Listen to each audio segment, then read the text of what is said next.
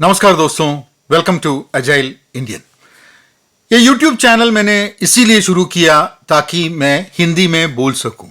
मैं केरला से हूं, मलयालम मेरा मदर टंग है और मैं कभी नॉर्थ इंडिया में रहा नहीं, लेकिन मेरा कोशिश रहा है कि मैं हिंदी ठीक से बोल पाऊं। तो the goal of this YouTube channel is कि मैं ठीक तरह से हिंदी बोल पाऊं। तो हर हफ्ते मैं एक वीडियो लेके आता हूं। आज मैं पॉलिटिक्स के बारे में, लोकतंत्र के बारे में, डेमोक्रेसी के बारे में कुछ बोलना चाहता हूं, क्योंकि इलेक्शन आने वाला है इंडिया में।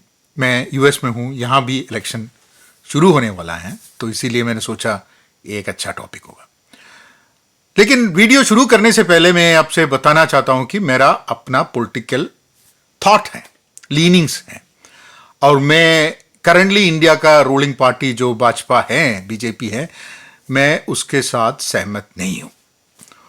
मेरा अपना रीजंस हैं। मुझे लगता है कि एक फ्री वर्ल्ड में आप किसी के साथ भी रह सकते हैं। अगर आप बीजेपी है, नॉन बीजेपी हैं, ऐसा नहीं है कि आप बीजेपी के अगेंस्ट हो तो देशद्रोही बने।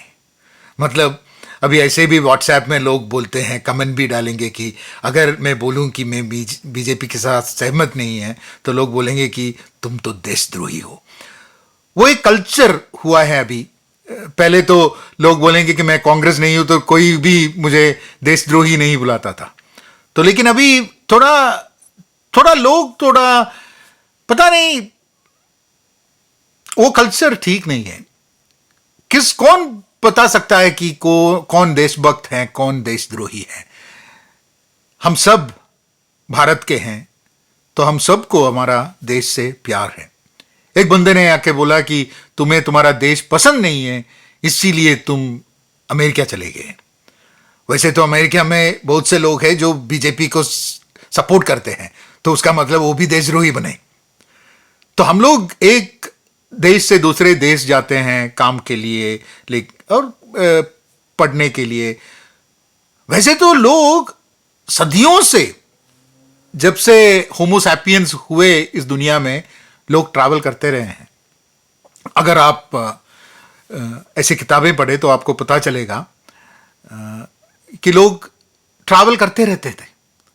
तो इसीलिए for a person to leave India, उसका ये मतलब नहीं है कि भारत से प्यार नहीं है, इंडिया से प्यार नहीं है, ऐसा नहीं है। अभी एक इंटरेस्टिंग, मुझे कभी कभी यही रीजन है मुझे बीजेपी के साथ मैं सहमत नहीं हूं। एक तो है अभी ये इंडिया को भारत बनाने का। अरे ये सब मुझे सब एक जुमला लगता है, क्योंकि ये तो भारत था पहले भी, है ना। क्योंकि जब मैं हिंदी में बात करता हूं तो मुझे भारत बोलना अच्छा लगता है, क्योंकि भाषा के, मैं मलयालम में जब बोलता हूं इंडिया के बदले मुझे भारतम बोलना है। अभी भारतम या भारत, ऐसे ही हम लैंग्वेज, जो इंडियन लैंग्वेजेस में जब हम बात करते हैं तो भारत आता है, जब अंग्रेजी में बोलते हैं तो इंडिया आता है। मुझे जब बॉम्बे का नाम मुंबई, बेंगलुरु का नाम बेंगलुरु बनाया, तो मुझे अंग्रेजी में बात करते वक्त मुझे फिर भी बॉम्बे, बेंगलुरु ऐसे ही आता था। जब मैं कैलिकट से हूं, जब मैं मलयालम में बात करता हूं तो मैं कोझिकोड बोलता हूं।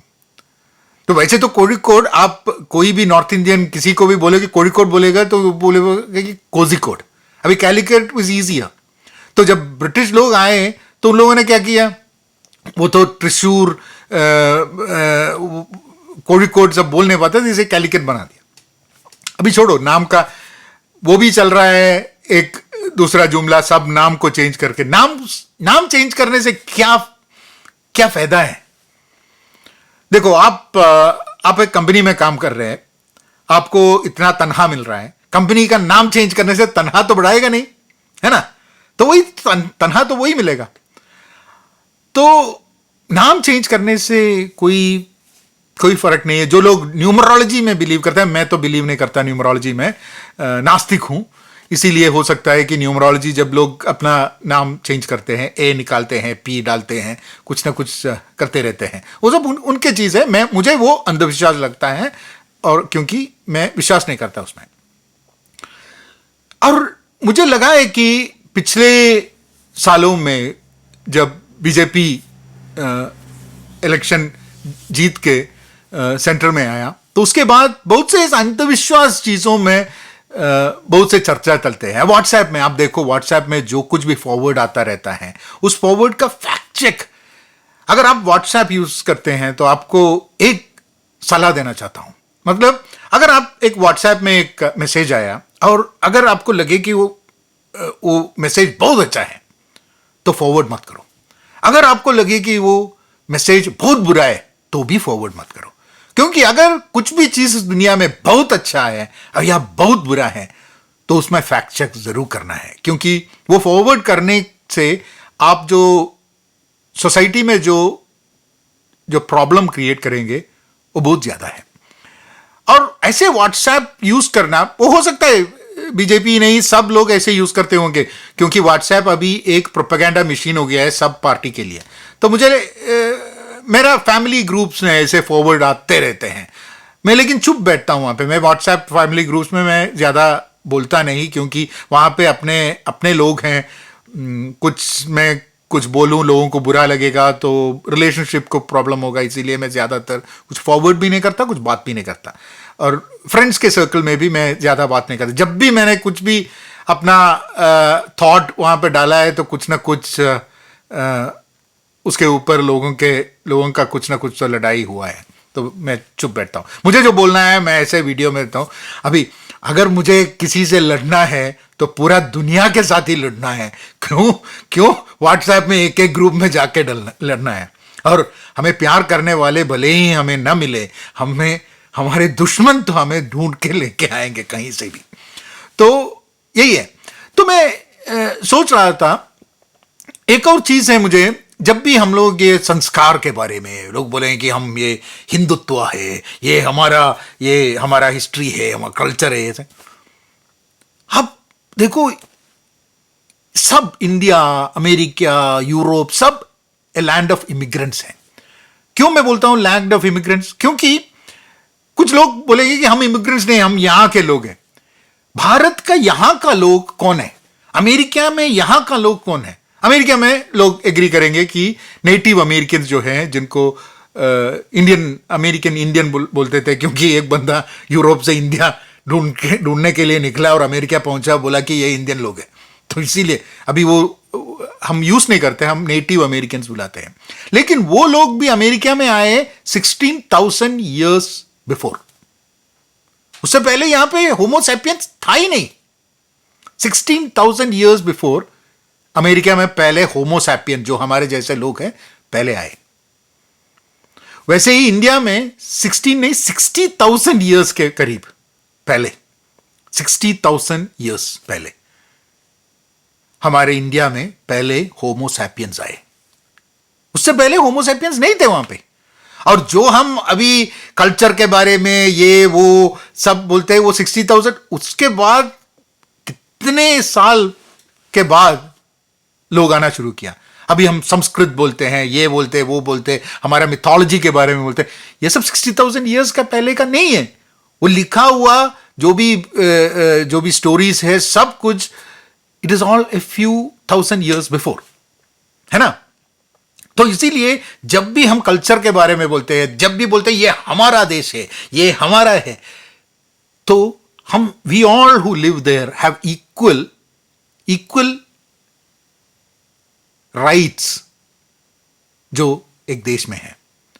ऐसा नहीं है कि मेरे पूर्वज यहां पे 20 साल से हैं, मेरे पूर्वज यहां से 20,000 साल से हैं, मेरे पूर्वज यहां 2,000 साल से, उससे नहीं है। मैं अभी यहां पे रह रहा हूं, इसीलिए मुझे इक्वल राइट्स है ना। That's how we should look at it. अभी एक इंटरेस्टिंग बात है, लोग बोलते हैं कि मैं प्योर हूं, मतलब मैं ब्राह्मण हूं, मैं ये हूं, वो हूं, जो जाति का जो डिफरेंस है, ये बहुत इंटरेस्टिंग है। मुस्लिम है, क्रिश्चियन है, ये सब बोल के। जब अफ्रीका में जब पहले एवोल्यूशन के साथ जो होमो सैपियंस पहले वहां पे हुए, उसके बाद होमो सैपियंस वहां से निकल के दुनिया में जहां जहां जाना है जा सके, जाते रहे। और उस टाइम पे जब इंडिया में आए होमो सैपियंस पहले 60,000 ईयर्स पहले, यहां पे कुछ और हमारे जैसे, हमारा कजिन्स बोल सकते हैं, कुछ थे। आज हम उनको होमोसैपियंस या मनुष्य नहीं बुलाएंगे, हम बोलेंगे कि हमारा जैसा नहीं, हमसे हमसे थोड़ा कम है बोलेंगे। हमें हमें लगता है कि हम सबसे ऊंचा, सबसे बेस्ट है। तो उस टाइम पे हो सकता है हम लोगों ने उसको मारा, लेकिन हो सकता है कि वो लोग खुद एक्सटिंक्ट हो गए। और ये भी हो सकता है कि उस टाइम के होमोसैपियंस, वहाँ के उस टाइम पे जो होमो जो भी स्पीशीज रहे हैं, उनके साथ सेक्स भी किए होंगे, बच्चे भी पैदा किए होंगे। क्योंकि एक नियांडरथल आपने सुना है, नियांडरथल मैन। तो लोग ये नियांडरथल जो शब्द है वो लोगों को नीचे दिखाने के लिए यूज करता था। बोलते थे कि मैं तो होमोसैपियन, तो तुम तो नियांडरथल हो। और ज्यादातर गोरे लोग काले लोगों को ऐसे नियांडरथल सब बुलाते थे। मतलब हम थोड़ा सुपीरियर हैं, आप तुम लोग इंफीरियर है बोलने के लिए। लेकिन सच में डीएनए एविडेंस से यह पता चलता है कि अफ्रीका में जो लोग हैं उनमें डीएनए, नियांडरथल डीएनए नहीं है। तो क्या है, ये गोरे लोग, यूरोप के लोग, सब लोगों में नियांडरथल जीन्स हैं। तो जब ये गोरा बंदा अफ्रीका के एक बंदा को बोलते नियांडरथल बुलाता था, तो असली में डीएनए एविडेंस उस टाइम पे तो था नहीं, लेकिन ये गोरे के अंदर नियांडरथल था। तो हम नियांडरथल लोगों को भी, जो एक टाइम पे था एक्सटिंक्ट होने से पहले, उनको भी नीचा नहीं, उनको भी हमसे छोटा नहीं समझना है। क्योंकि everyone is equal in their own respects, है ना। है पावर होता है, कुछ लोगों को ज्यादा पावर, इकोनॉमिकल पावर होता है, लेकिन ये जाति, मजहब, दैट इज नॉट। अगर आप एक अस्पताल में पैदा हुए और वहां पे एक नर्स ने बोला इस बच्चे को वहां, उस बच्चे को यहां पे अतला बदले करें, तो आपका मजहब तो चेंज हो गया, आपका जात तो चेंज हो गया, है ना, आपको पता भी नहीं चलेगा। तो इसमें कोई मीनिंग नहीं है। लेकिन लोगों को अच्छा लगता है फिलॉसफी के तौर पे, हिंदुइज्म, इस्लाम, क्रिश्चियनिटी या मेरे जैसे नास्तिक, फिलॉसफी के रूप में एक मजहब के साथ रहना, उसका रीतो रिवाज, रिचुअल्स वो करना, अपने मन को सुकून मिलता है तो करने दो। लेकिन मजहब एक दूसरे के साथ जो हमारा डिफरेंसेस प्रूव करने के लिए नहीं होनी चाहिए, वो आत्म शांति के लिए, हमारा मेंटल पीस के लिए, उसके लिए कुछ लोग भगवान में विश्वास करते हैं, कुछ लोग बोलते हैं कि सिर्फ मेरा भगवान ठीक है, कुछ लोग बोलते हैं कि मेरा मजहब जो बोलता है वही ठीक है। इसमें सब प्रॉब्लम्स है ना। तो मुझे लगता है कि एंड इसीलिए मैं बीजेपी के साथ सहमत नहीं हूं, क्योंकि बहुत से मंदिर मस्जिद बात चलता रहता है। और मुझे लगता है कि अगर मंदिर में जाने के लिए, मस्जिद में जाने के लिए भी लोगों को कुछ तो खाना है। लोगों को फंडामेंटली क्या चाहिए? उन लोगों को एजुकेशन चाहिए, अस्पताल चाहिए, उन लोगों को काम चाहिए, काम का उनको सैलरी चाहिए, और उस सैलरीज को लेके अगर वो घर चला सकते हैं तो अच्छा है। अगर वो एक शॉप में जाके कुछ खरीदने के लिए गए हैं तो वहां पे दाम इतना ज्यादा नहीं होना चाहिए। अगर दाम बढ़ते ही गया, सैलरी नीचे होता गया, काम मिलता ही नहीं है, तो मंदिर बना के क्या फायदा, मस्जिद बना के क्या फायदा। यहां पे मुसलमान, क्रिश्चियन, हिंदू कुछ नहीं है, सब लोगों को काम करना पड़ता है। तो आप इलेक्शन के टाइम पे आप देखो, ये इलेक्ट्रल बॉन्ड का जो बात है, आपने सुना होगा, व्हाट्सएप में पढ़ा होगा, न्यूज में पढ़ा होगा, या आपने खुद पढ़ने की कोशिश किया होगा। ये इलेक्ट्रल बॉन्ड में मैं एक आम आदमी के तरफ से, एक पब्लिक की तरफ से मैं जब देखता हूं, मुझे बहुत प्रॉब्लम नजर आता है। और रूलिंग पार्टी बीजेपी हो या कांग्रेस हो, कोई भी हो, ये इलेक्ट्रल बॉन्ड में कोई प्रॉब्लम है। क्योंकि हमारा पब्लिक के पैसा लेके कॉर्पोरेट्स को देके, और वहां से कॉर्पोरेट्स खुद का लाभ के लिए पॉलिटिकल पार्टीज को पैसा देंगे। तो आप देखो, अगर पॉलिटिकल पार्टी पावर में हैं तो उनका कंट्रोल ज्यादा होता है, तो उनसे ज्यादा बेनिफिट्स कॉर्पोरेट सेक्टर्स को होगा, तो ज्यादा डोनेशन तो वो रूलिंग पार्टी को ही देंगे। तो कोई भी रूलिंग पार्टी हो, इसका इस्तेमाल करके बेनिफिट उनका करने में कोई दिक्कत नहीं है। तो वही प्रॉब्लम है इलेक्टोरल बॉन्ड का। अगर बीजेपी हो, कांग्रेस हो, कोई भी हो, इलेक्टोरल बॉन्ड का असली बेनिफिशियरी पॉलिटिकल पार्टीज है, और नुकसान किसका होता है? पब्लिक का। ये सब हम लोग पढ़ना चाहिए, हम लोग इसके बारे में सोचना चाहिए। और अभी मुझे एक और शिकायत है बीजेपी के साथ, अरविंद केजरीवाल को अरेस्ट कर दिया। अभी सोच रहा था कि अरे इलेक्टेड चुनाव हुआ, मुख्यमंत्री है दिल्ली का, अरेस्ट कर दिया। वैसे तो 3 लोगों को ऑलरेडी अरेस्ट किया है। आपने मनीष सिसोदिया का शिक्षा बोल के किताब पढ़ा है? पढ़ना है। आम आदमी पार्टी दिल्ली में, मुझे लगता है कि कुछ लोग हैं जो सेंट्रल में मोदी को वोट करेंगे या बीजेपी को वोट करेंगे, और स्टेट में वो केजरीवाल को वोट करेंगे, क्योंकि केजरीवाल और आम आदमी पार्टी पे विश्वास है इन लोगों को। लेकिन मुझे लगता है कि बीजेपी डरा हुआ है, क्योंकि बीजेपी भले ही इलेक्शन जीत के फिर से एक और टर्म सेंटर में आए, मुझे लगता है कि बीजेपी को लगता है कि उसका जो मेजॉरिटी जो है कम होगा, और मेजॉरिटी कम होगा उसका मतलब है कि जो कुछ भी वो लोग प्रोजेक्ट कर रहे हैं थोड़ा डिम हो गया है। तो वो डर से वो लोग वही कर रहा है कि उनके नाक के नीचे जो हो रहा है, जो अगर कांग्रेस पावर में होगा तो भी नाक के नीचे आम आदमी पार्टी होगा, तो कुछ भी हो, उस स्टेट को कंट्रोल में रखना बहुत उतना आसान नहीं है, and they want to do that. तो मुझे लगता है कि यही कारण होगा। और वैसे तो करप्शन, अभी चार्जेस तो प्रूव नहीं हुए, जेल में डाल दिए। जेल में डाल देने से क्या है, इन लोगों का इलेक्शन का जो काम है वो उसमें रुकावट हो जाएगा। कांग्रेस का पैसा फ्रीज किया हुआ है, ये बोल के कि कुछ ना कुछ करप्शन है बोल के। अभी आप करप्शन की बात करो, अब ऐसे ऑपोजिशन, मतलब बीजेपी के नहीं, दूसरे पार्टीज के नेता लोग, कुछ लोगों को करप्शन केसेस में पकड़ा, और फिर और चार्जशीट सब है, इसने ये घोटाला किया, बहुत किया, और उसके बाद ये बीजेपी ज्वाइन करता है, कांग्रेस से या कुछ भी पार्टी से बीजेपी है, तुरंत उसके ऊपर जो भी चार्जशीट है सब छोड़ देते हैं, वो क्लीन चिट मिलते हैं, वो पूरा टोटली अनकरप्टेड बन गया। ऐसे होता है? ऐसे कैसे होता है कि जब पार्टी चेंज करते हैं तो करप्शन भी चला जाता है? ऐसा होगा नहीं ना।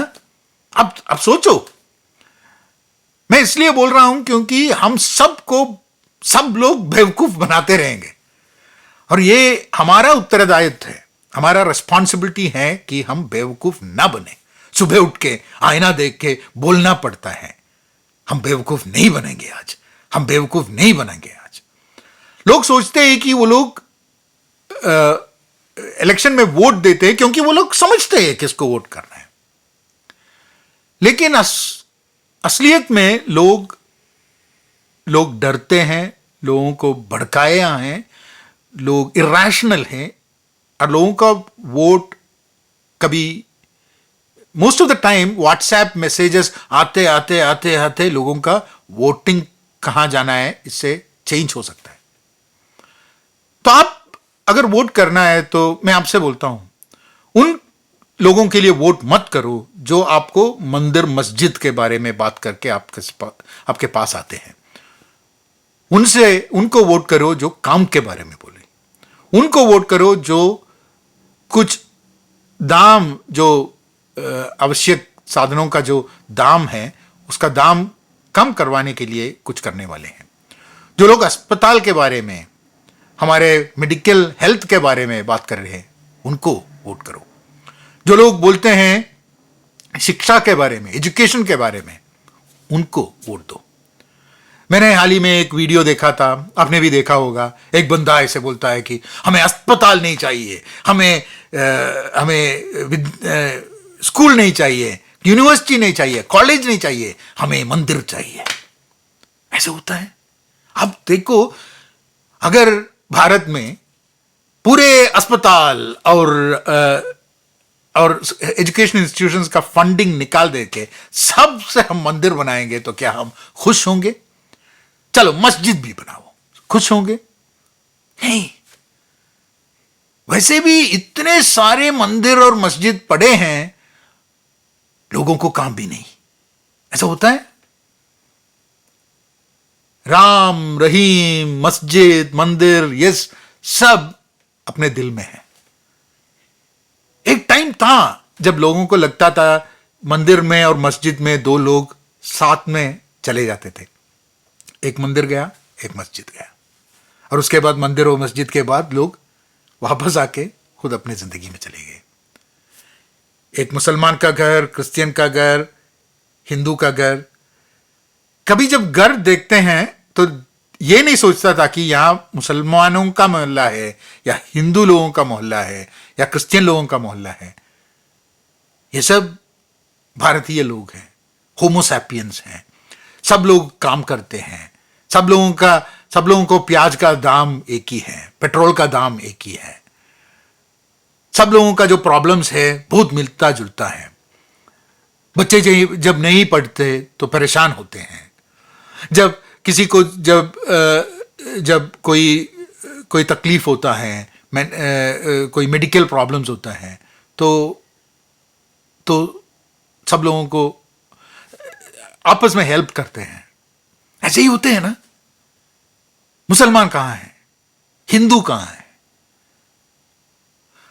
मैं आप अगर कल मर जाएं तो कुछ सालों के बाद कोई सोचेगा भी नहीं कि हम लोग इस दुनिया में थे। इतना तुच्छ जीवन है। कितने बरस जिएंगे हम, और उतने बरस में कितने लोगों के नफरत लेके घूमेंगे। मेरा बहुत दुश्मन लोग हैं। मैं जब भी कुछ भी बोलता हूं, जो मलयालम में बोलो, इंग्लिश में बोलो, हिंदी में बोलो, इस वीडियो से मेरा इतना नफरत हो सकता है, मुझे मिल सकता है। कभी सोचता हूं क्यों नफरत बटोर के क्यों बैठा हूं। फिर लगता है कि मेरा यहां पे एक गोल है हिंदी ठीक से बोलने के लिए। और जब मैं वीडियो बनाता हूं जो उस टॉपिक्स में बने, कि अगर मेरा ये गोल नहीं है कि तुम लोग बीजेपी के अगेंस्ट हो। मेरा ये जरूर गोल है कि तुम ये वीडियो देख के अगर तुम बेवकूफ बनाते गए हो तो तुम सोचना शुरू करो। मैं ये नहीं बोल रहा कि सिर्फ बीजेपी बेवकूफ बना सकता है, सब लोग बेवकूफ बना सकता है। बेवकूफ बनने के लिए सिर्फ हम ही हैं। तो मैं आपको बेवकूफ नहीं होने का आपको विश्वास देता हूं, और अगले हफ्ते और कुछ दूसरा बात कह के, पता नहीं क्या बोलेंगे, बट फिर भी अभी तो 20-25 मिनट्स में हिंदी में टूटा फूटा हिंदी ही सही, लेकिन कुछ बातें बोला। हो सकता है आप मेरे बातों से सहमत हैं, हो सकता है आप मेरे बातों से सहमत नहीं है, लेकिन आपको मेरे बातों से सहमत होने का और सहमत नहीं होने का पूरा अधिकार है, क्योंकि this is a free world. और लोकतंत्र जो है, डेमोक्रेसी है, वो डेमोक्रेसी ही हमारा स्ट्रेंथ है, पावर है। और हमें ये नहीं चाहिए कि, वैसे तो रशिया भी डेमोक्रेसी बुलाते हैं खुद को, लेकिन वहां पे कौन है? पुतिन का रशिया है। हमें भारत रशिया जैसा नहीं बनना है ना। तो आज हम लोग चुप बैठेंगे तो कोई भी, हमारा एक सिस्टम ऐसा होगा कि कोई भी पावर में आए तो उसको फिर पावर में रहने का एक सिस्टम बन जाएगा। हो सकता है कि पुतिन तो वो तो अभी पुतिन के बाद कोई और आएगा तो भी रशिया का सिस्टम वही है कि वो बैठा जाएगा। हो सकता है कल पुतिन से भी एक बुरा आदमी रशिया में आए तो उस बुरा आदमी क्या उस राज्य में ओपोजिशन के साथ क्या करेगा, आपका अनुमान भी नहीं कर सकते। तो प्रॉब्लम बीजेपी का या प्रॉब्लम मोदी का या प्रॉब्लम राहुल गांधी का या कांग्रेस का कुछ नहीं है। जब हमारा सिस्टम जो है, वो लोकतंत्र जो है, डेमोक्रेसी जो है, उस डेमोक्रेसी को चेंज करने का कोशिश करे, तो मोदी के बाद, बीजेपी के बाद कोई भी हो, कल कोई आए जो इन सब लोगों से बुरा हो, तो ये सिस्टम उसको वही सिंहासन में बिठाते रहेगा। और वो क्या करेंगे उस टाइम पे लोगों के साथ, जिन लोगों के साथ उसको, जो लोग उन्हें पसंद नहीं है, उनके साथ क्या करेंगे, ये हम सोच भी नहीं सकते। अब तो रशिया, चाइना, अब देखो जो भी राज्य, अब देखो वहां पे जब भी कोई बहुत पावरफुल बन जाता है, पार्टी या आदमी पावरफुल बन जाता है, तो उन पार्टी के लोग ही, कुछ लोग ऐसे होते हैं, वो कहेंगे मैं तो बीजेपी को सपोर्ट करता हूं, मैं तो कांग्रेस को सपोर्ट करता हूं, ये लोग पावर में आएंगे तो मुझे कोई प्रॉब्लम नहीं होगा। अरे प्रॉब्लम होगा।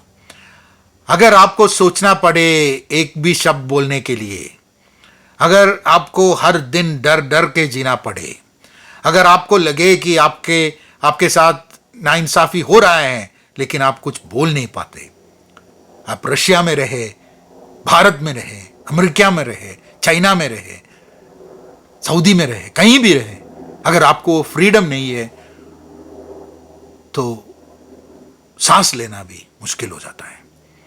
यहां बीजेपी की बात नहीं है या कांग्रेस की बात नहीं है या भारत की भी बात नहीं है, ये डेमोक्रेसी की, लोकतंत्र की बात है।